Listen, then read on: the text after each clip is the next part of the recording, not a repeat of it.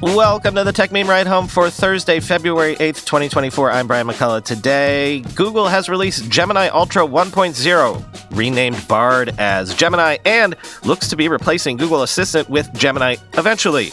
Disney has invested in a big stake in Epic Games to get at Fortnite IP, leaked images of the Pixel Fold 2, and what if OpenAI is facing the same strategic dilemma that Mark Zuckerberg was never able to overcome? Here's what you missed today in the world of tech. Google has released Gemini Ultra 1.0, the largest and most capable version of its LLMs, and has renamed Bard to Gemini, which now has a dedicated Android app. Quoting The Verge, Gemini's mobile apps will likely be the place most people encounter the new tool. If you download the new app on Android, it can set Gemini as your default assistant, meaning it replaces Google Assistant as the thing that responds when you say, "Hey Google," or long press your home button. So far, it doesn't seem Google is getting rid of Assistant entirely, but the company has been deprioritizing Assistant for a while now, and it clearly believes Gemini is the future. I think it's a super important first step towards building a true AI assistant, says Sissy Hsiao, who runs Bard, now Gemini at Google. One that is conversational, it's multimodal, and it's more helpful than ever before, end quote. There's no dedicated Gemini app for iOS, and you can't set a non-Siri assistant as the default anyway, but you'll be able to access all the AI features in the Google app. And just to give you a sense of how important Gemini is to Google, there's going to be a toggle at the top of the app that lets you switch from search to Gemini. For the entirety of Google's existence, search has been the most important product by a mile. It's beginning to signal that Gemini might matter just as much. For now, by the way, Google's in-search AI is still called Search Generative Experience, but it's probably safe to bet that'll be Gemini eventually too, end quote. On Gemini Ultra, quoting Gizmodo, according to Google, Gemini Ultra is the most advanced AI on the market. The company says Gemini Ultra is the first AI model to outperform human experts on a standardized test called MMLU, Massive Multitask Language Understanding, which measures an AI's knowledge and problem-solving capabilities in a combination of 57 subjects such as math, physics, history, law, medicine, and ethics. Google's new AI business is shaped a lot like ChatGPT. The free version of Gemini runs on the basic Gemini Pro model, just like the free ChatGPT tier runs on GPT 3.5. If you want the full capabilities of Gemini Ultra, it costs $19.99 a month, a penny shy of what OpenAI charges for GPT-4. Gemini Ultra comes with other perks as well. It's now rolled up into a new premium tier of Google One, the subscription service that gives you more storage and other perks. Gemini Ultra comes as part of the new Google One AI Premium plan, which includes all the perks of the 2 terabyte storage plan. You can try a free 2-month trial if you want a preview. If you don't want AI, the regular 2 terabyte plan still costs $9.99 a month, end quote. As Gizmodo points out, with Gemini on your phone, you're now carrying around basically a full-fledged AI device. But to be clear about that rebranding, the $20 per month AI premium plan is on top of the existing 2 terabyte premium Google One plan, which was $9.99, but now it offers Gemini Advanced with Ultra 1.0. And to be clear, they've also fully rebranded Duet AI as Gemini for Workspace. Google is all in on Gemini going forward. Not Duet, not Bard, Gemini. As for their business model going forward, quoting a Wired interview with CEO Sundar Pichai, Pichai says that Google is focused right now on getting the generative AI experience right, but that he is, quote, open to possibilities around both paid and ad-supported generative AI experiences. He declines to say whether the paid Gemini offering will remain totally ad-free, but pointed to another Google-owned product where it's possible to banish ads entirely. Quote, YouTube has been a very good example of this, Pichai says, a reference to the paid ad-free tier that YouTube started experimenting with several years ago. Ads allows us to give products to more people, but there will be cases of subscriptions that allow people to get a different experience, he adds. I can imagine the same user going back and forth between free search and a Gemini subscription. In other words, generative search would no longer be a side dish to search, but a main menu item, albeit a more expensive one, end quote.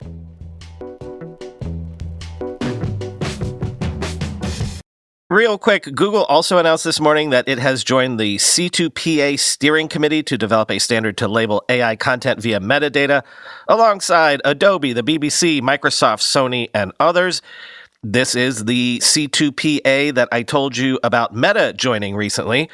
Quoting the New York Times, The tech giant said on Thursday that it was joining an effort to develop credentials for digital content, a sort of nutrition label that identifies when and how a photograph, a video, an audio clip, or another file was produced or altered, including with AI.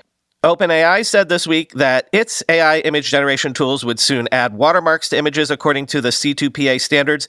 Beginning on Monday, the company said images generated by its online chatbot, ChatGPT, and the standalone image generation technology DALL-E will include both a visual watermark and hidden metadata designed to identify them as created by artificial intelligence. The move, however, is not a silver bullet to address issues of provenance, OpenAI said, adding that the tags, quote, can easily be removed either accidentally or intentionally, end quote. In 2024, as billions of people prepare to vote in significant global elections, identifying the source of online content and tracking its modifications is becoming a major concern for policymakers and digital monitors. The C2PA initiative has been embraced by a wide range of stakeholders, including news outlets like the New York Times and even camera manufacturers, financial institutions, and advertising firms.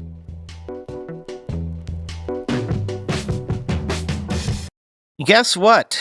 You might see some Fortnite characters the next time you go to Disney World. That's because Disney plans to invest $1.5 billion for a stake in Epic Games and collaborate on a new, quote, universe connected to Fortnite with content from Disney, Pixar, and more. Quoting CNBC, Disney did not say what the valuation of Epic, a private company, would be after the media company's funding. In an interview with CNBC's Julia Boorstin, Disney CEO Bob Iger called the investment, quote, probably our biggest foray into the game space ever, which I think is not only timely, but an important step when you look at the demographic trends and where Gen Alpha and Gen Z and even millennials are spending their time in media, he said. The partnership comes after Disney had success licensing figures such as Spider-Man for blockbuster video games and collaborated with Epic to bring characters from Marvel, Star Wars, The Nightmare Before Christmas, Tron, and more to Fortnite. The deal also extends a string of major partnerships for Epic. Fortnite has recently collaborated with Lego for a survival crafting game within the gaming platform similar to Minecraft. It also launched Fortnite Festival, a rhythm game from Harmonix, which created the game Rock Band. Disney was one of the first companies to believe in the potential of bringing their worlds together with ours in Fortnite, and they use Unreal Engine across their portfolio, said Epic Games founder and CEO Tim Sweeney in a statement. Now we're collaborating on something entirely new to build a persistent, open, and interoperable ecosystem that will bring together the Disney and Fortnite communities, end quote. What is somewhat interesting to me is nowhere in any of those statements does anyone mention the term metaverse, but that's exactly what they're talking about, right?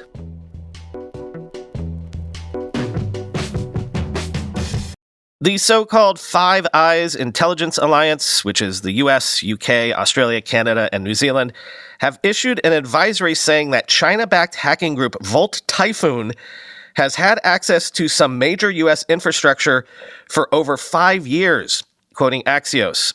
The hacking campaign laid out in the report marks a sharp escalation in China's willingness to seize U.S. infrastructure, going beyond the typical effort to steal state secrets.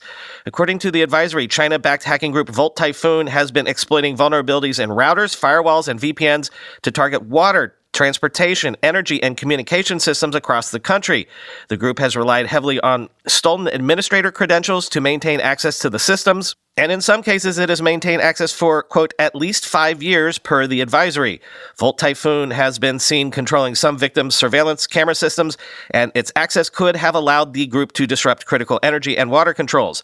Of note, Volt Typhoon uses so-called living off the land techniques that limit any trace of their activities on a network, making the actors more difficult to detect. U.S. officials are increasingly worried China will launch destructive cyber attacks either during or in the lead-up to a possible Chinese invasion of Taiwan. Authorities in Canada, Australia, and New Zealand contributed to today's advisory, citing concerns that China is also targeting organizations in their countries. Intelligence officials have been ringing alarm bells about Volt Typhoon for nearly a year. Last May, Microsoft and the U.S. government warned that Volt Typhoon had been positioning itself to launch attacks on infrastructure across the country, including water utilities and ports. This month, officials said they had successfully thwarted Volt Typhoon's access to these networks, but warned that the group had shown a willingness to keep looking for new ways in, end quote.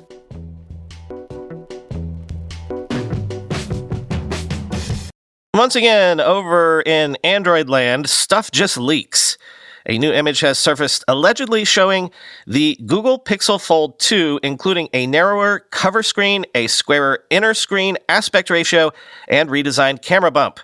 Quoting Android Authority, although we were only sent a single blurry, heavily censored photo of the Pixel Fold 2, we can tell right away that Google's next foldable phone has a narrower cover screen. We don't have the exact dimensions, but comparing this photo with a photo we took of the first-gen Pixel Fold at a similar angle makes the difference quite clear. Our source told us that the cover screen is narrower, but more importantly, the inner screen's aspect ratio is closer to a square. That suggests the Fold 2's overall form factor might be similar to the OnePlus Open, which has screens that are in between the Pixel Fold and the Samsung Galaxy Z Fold 5 in terms of size. The narrower form factor of the Pixel Fold 2 may come as a surprise to some, but there's a reason why most other foldable phones aren't as wide as Google's first-gen foldable. A lot of Android apps still aren't optimized for tablets. By making the first-gen Pixel Fold as wide as it is, Google had to employ software workarounds to deal with apps that refuse to run in landscape mode. The company even developed an entirely new OS feature in Android 14 QPR1 that lets users force apps like Instagram to go full screen. Had Google chosen to make the first-gen Pixel Fold narrower, then it wouldn't need to resort to such tricks, as a slimmer form factor would cause most apps to show their regular phone-optimized UI instead of their tablet-optimized UI, if one even exists. The new form factor isn't the only change visible in this leaked image. The photo also reveals that the camera bump on the rear could be getting a redesign. The Pixel Fold 2 appears to have an isolated camera island on the top left consisting of 4 sensors that likely include a main wide-angle lens, a secondary ultra-wide-angle lens, a tertiary periscopic telephoto lens, and an unknown quaternary lens, end quote. Just yesterday, another leaker told Android Authority that the Pixel Fold 2 might shift its chipset to the Tensor G4 instead of G3. The rumors also suggest that the Pixel Fold 2 could get a bump up to 16 gigabytes of RAM. Finally today, some whispers about OpenAI's possible evolving strategy. Sources are telling the information that OpenAI is developing 2 types of agent software, one to automate tasks by effectively taking over a user's device, and the other for web-based tasks. Taking over devices. Now you can see why Sam Altman might want to make his own hardware. Quote, OpenAI is developing a form of agent software to automate complex tasks by effectively taking over a customer's device. The customer could then ask the ChatGPT agent to transfer data from a document to a spreadsheet for analysis, for instance, or to automatically fill out expense reports and enter them into accounting software. Those kinds of requests would trigger the agent to perform the clicks, cursor movements, text typing, and other actions humans take as they work with different apps, according to a person with knowledge of the effort. OpenAI will have to temper fears about agents that access users' computers, given that such a takeover might remind some people of malware, which is known to illicitly seize control of computers and steal their data. OpenAI, a leader in generative AI that investors recently valued at $86 billion, is developing another class of AI agent that would handle web-based tasks such as gathering public data about a set of companies, creating itineraries under a certain budget, or booking flight tickets, said a person with knowledge of that effort. Google and Meta have said they are developing similar types of agents powered by conversational AI known as large language models. OpenAI's plans for the agent that takes over people's computers will require the user's permission to work, to operate in a personalized fashion and respond quickly the way Apple's Siri does on the iPhone. The prospective OpenAI computer-using agent may need to be partly stored on users' devices. The company may also need to get permission from users to train the software on personal data, such as an individual's emails and contacts, as well as information stored in business apps like Word and Google Docs. In contrast, people today access ChatGPT through a website or mobile app, and all of its computations happen in the cloud, specifically through Microsoft's Azure servers. It isn't clear when OpenAI plans to release its agent products, which have been in development for more than a year, but some of its employees have hinted at their importance. Last month, Ben Newhouse, an OpenAI employee who has worked on computer-using agents at the startup, according to a person familiar with his role, posted on X that he was hiring for his team and, quote, building what I think could be an industry-defining 0-to-1 product that leverages the latest and greatest from our upcoming models. He didn't elaborate. Peter Wielander, OpenAI's vice president of product, remarked on X that the product Newhouse described, quote, will change everything, end quote. So they're talking about computers there, like desktops and laptops. But again, let's extrapolate a bit into the future. Let's imagine you're OpenAI. As you're looking down the road, are you seeing you might run into the same brick wall Mark Zuckerberg and Meta did all those years ago? You see AI on device, not in the cloud, as the future of computing, but you don't own a mobile platform. You don't own the hardware. You don't make or control the ecosystem that would allow you to do on-device AI computing. Google and Apple do, and it would be far, far from certain that they would want you to do things like take over their users' devices. Crazy strategic problem, don't you think?